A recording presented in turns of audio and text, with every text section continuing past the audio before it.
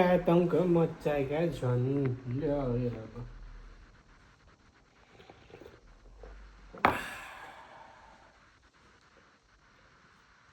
यो सरकार मान्यता छैन भन्दै सम्पूर्ण पुराना पार्टीहरूले चुनावी माहौलमा जानको लागि पार्टी दर्ता गरेका छन्।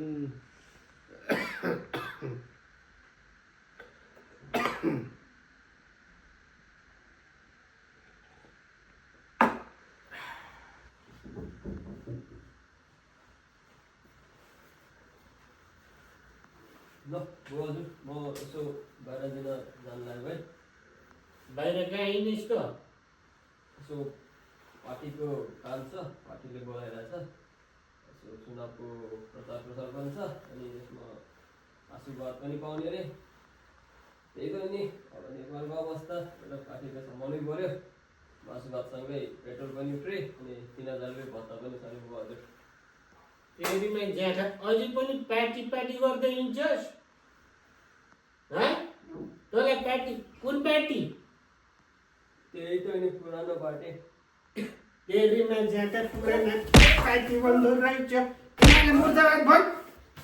काङ्ग्रेस मुर्दाबाद भन। कांग्रेस मुर्दाबाद। माओवादी मुर्दाबाद भन। माओवादी मुर्दाबाद। एसीमा घानी कोतारै देश परिवर्तन गर्नको लागि म जस्तै परिवर्तन भएर छोरालाई जस्तै परिवर्तन गरेर मत परिवर्तन गर्न पर्छ। फेरि तिमी पुरानो पार्टीलाई चुनाव हालेर फेरि हरिगति त्यही बनाउन चाहिँ हुँदैन है। एसीमा खाने